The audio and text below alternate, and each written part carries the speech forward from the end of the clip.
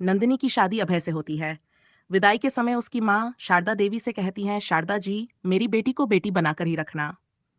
शारदा देवी गंभीर होकर सिर हिलाती हैं, लेकिन उनके मन में कुछ और चलता है। शादी के बाद नंदिनी को नए घर में सब कुछ अनजान सा लगता है। सास शारदा देवी एक सख्त मिजाज की महिला लगती हैं, जो ज्यादा बात नहीं करती। पहले ही दिन शारदा देवी नंदिनी को कामकाज के बारे में सख्ती से निर्देश देती हैं। नंदिनी थोड़ा डर जाती है, लेकिन वह हर बात को ध्यान से सुनती है। एक दिन नंदिनी से दूध गिर जाता है।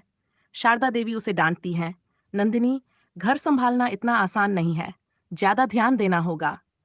नंदिनी चुपचाप रोते हुए सफाई करती है। वह खुद से कहती है, मैं इस घर में सबका दिल जीत कर रहूंगी। धीरे धीरे नंदिनी घर के कामों में माहिर हो जाती है। वह सबकी पसंद का ख्याल रखती है।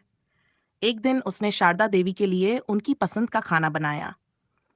शारदा देवी मुस्कुराते हुए कहती हैं, बहुत अच्छा बनाया है। यह पहली बार था जब उन्होंने नंदिनी की तारीफ की। नंदिनी खुश हो जाती है। कुछ दिन बाद नंदिनी बीमार पड़ जाती है। शारदा देवी उसकी सेवा करती हैं। वह उसके सिर पर हाथ फेरते हुए कहती हैं, तुम सिर्फ मेरी बहू नहीं, मेरी बेटी हो।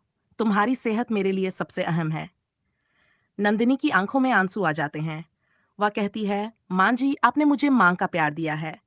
अब मैं कभी आपको निराश नहीं करूंगी।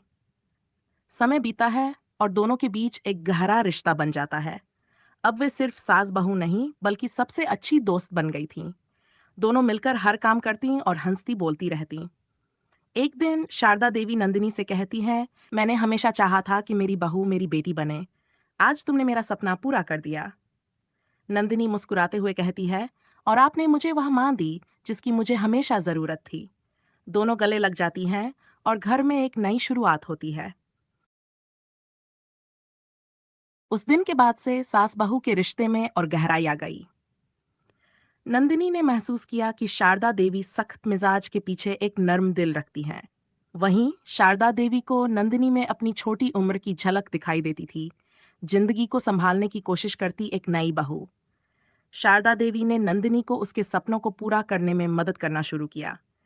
एक दिन नंदिनी ने झिझकते हुए कहा, मां जी, मैं हमेशा से चाहती थी कि मैं एक टीचर बनूं, लेकिन घर की जिम्मेदारियों के चलते मैंने इस बारे में कभी सोचा ही नहीं। शारदा देवी ने नंदिनी के कंधे पर हाथ रखते हुए कहा, बेटी, सपने उम्र नहीं देखते। अगर तुम टीचर बनना चाहती हो तो मैं तुम्हारा साथ दूंगी। घर का काम मैं संभाल लूंगी, तुम बस पढ़ाई पर ध्यान दो। शारदा देवी का ये कदम नंदिनी के लिए एक नई उम्मीद लेकर आया। नंदिनी ने फिर से पढ़ाई शुरू की। शारदा देवी ने हर कदम पर उसका साथ दिया। उन्होंने नंदिनी की पढ़ाई का समय सुनिश्चित करने के लिए खुद पर अतिरिक्त जिम्मेदारियां ले लीं। एक दिन नंदिनी ने अपने टीचिंग कोर्स की परीक्षा पास कर ली और उसे एक स्कूल में नौकरी मिल गई। जब वह ये खुशखबरी लेकर घर पहुंची, तो शारदा देवी ने उसे गले लगाकर कहा, आज तुमने सिर्फ अपने सपने ही पूरे नहीं किए, बल्कि मुझे गर्व महसूस कराया है। नंदिनी ने सास के प्रति अपनी कृतज्ञता व्यक्त करते हुए कहा, मां जी, ये सब आपके बिना संभव नहीं था। आपने जो भरोसा और हिम्मत मुझे दी, वही मेरी ताकत बनी। इसके बाद नंदिनी स्कूल में पढ़ाने लगी और घर की जिम्मेदारियां भी संभालती रही। हर दिन के साथ शारदा देवी और नंदिनी का रिश्ता और मजबूत होता गया।